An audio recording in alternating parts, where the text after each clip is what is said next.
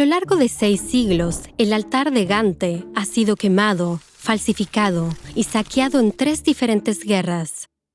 Es, en efecto, la obra de arte más robada del mundo. Y a pesar de que ha revelado algunos de sus secretos, otros los ha mantenido escondidos. En 1934, la policía de Gante en Bélgica escuchó que uno de los paneles del altar, con frente y reverso separados, había desaparecido repentinamente. El comisionado de policía investigó la escena, pero determinó que un robo en una tienda de quesos era un asunto más urgente. 12 notas de rescate aparecieron durante los siguientes meses y hasta se devolvió una mitad del panel como muestra de buena fe.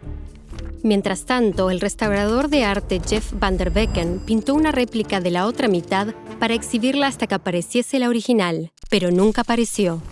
Algunos sospechaban que participó en el robo y que al fallar las peticiones de rescate, simplemente pintó sobre el original y lo presentó como su réplica. Pero una respuesta definitiva no llegaría por décadas.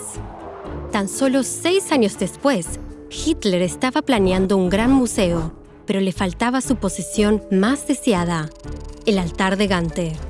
Conforme las tropas nazis avanzaban, los líderes belgas enviaron la obra a Francia. Sin embargo, los nazis la requisaron y trasladaron a una mina de sal convertida en un almacén de obras robadas que guardaba más de 6.000 obras maestras. Cerca del final de la guerra en 1945, un oficial nazi decidió que preferiría hacer estallar la mina antes de permitir que cayera en manos de los aliados. De hecho, los aliados tenían unos soldados llamados los Monuments Men, quienes se encargaban de proteger los tesoros culturales. 2 de ellos se encontraban en servicio a 570 kilómetros cuando a uno le dio dolor de muelas. Acudieron a un dentista local, quien mencionó que a su yerno también le apasionaba el arte y los llevó a conocerlo. Se enteraron de que en realidad era un ex consejero de arte de los nazis, ahora viviendo en la clandestinidad. Y milagrosamente les contó todo. Los Monuments Men idearon un plan para rescatar el arte y la resistencia local retrasó la demolición de la mina hasta su llegada. Dentro, hallaron el altar entre otros tesoros mundiales.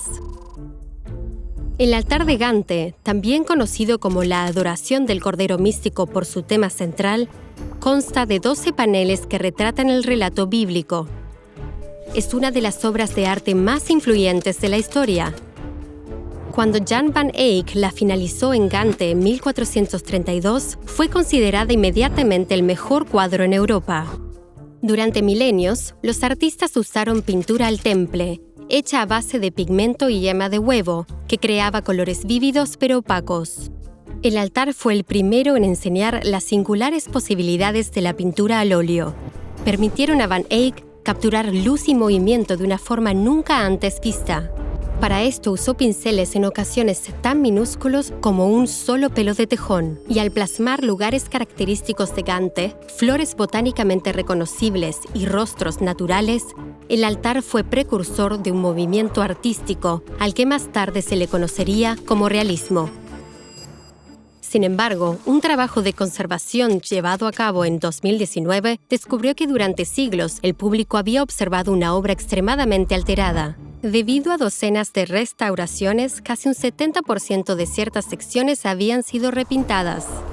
Conforme los restauradores removieron estas capas de pintura, barniz y suciedad, descubrieron colores vibrantes y edificios enteros que por mucho tiempo estuvieron invisibles. Otros detalles eran más inquietantes.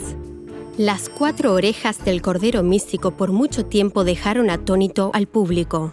Pero el equipo de conservación descubrió que el segundo par era, en realidad, pentimento, un eco de las capas inferiores de pintura que emergen cuando las nuevas desaparecen.